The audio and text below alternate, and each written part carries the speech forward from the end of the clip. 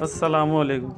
آج کی ویڈیو عالم اسلام کے بزرگ بایزید بسطامی کی زندگی کے بارے میں ہے۔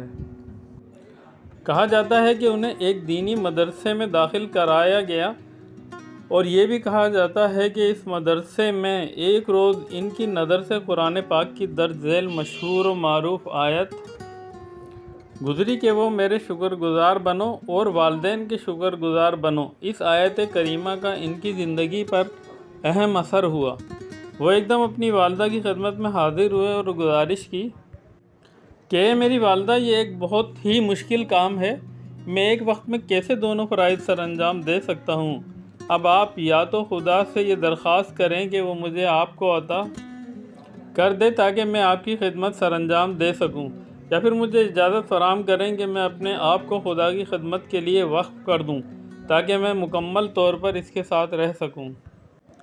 والدہ نے انتہائی شفقت کے ساتھ جواب دیا کہ اے میرے بیٹے، میں تمہیں خدا کی خدمت میں دیتی ہوں اور تم پر میرے جو حقوق ہیں میں ان سے دستبردار ہوتی ہوں۔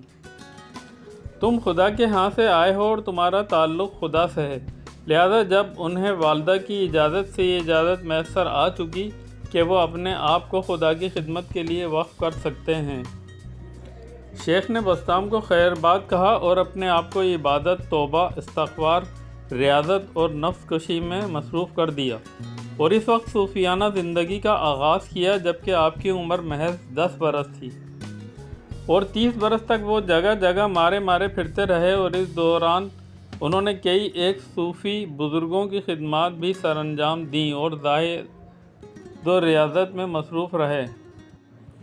اس وقت البسطامی کی عمر 40 برس تھی جب وہ اپنے آبائی گھر واپس لوٹ آئے تھے اور اس کے بعد وہ عبادت اور ریاضت میں مصروف ہو گئے۔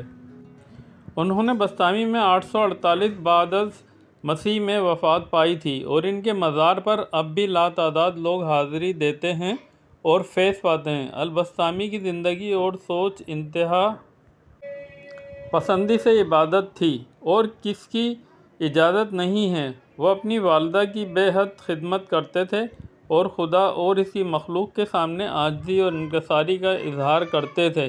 وہ اس قدر خوف خدا کا اظہار کرتے تھے کہ نماز ادا کرنے کے دوران ان کے قریب کھڑے لوگ ان کی سسکیوں کی آواز بخوبی سن سکتے تھے جو خوف خدا کی وجہ سے وہ بھرتے تھے۔ انہوں نے اپنے نفس کو مکمل طور پر نظر انداز کر رکھا تھا۔ ان کے بارے میں کہا جاتا ہے کہ انہوں نے اپنے نفس کو نظم و نسق کی بھٹی میں ڈال دیا تھا اور اس حد تک نفس کشی کی تھی کہ ان کا نفس دوبارہ سر اٹھانے کے قابل نہ رہا تھا۔ آخر میں وہی میسیج ہے کہ نماز ضرور پڑھیں قبل اس کے کہ آپ کی نماز پڑھی جائے۔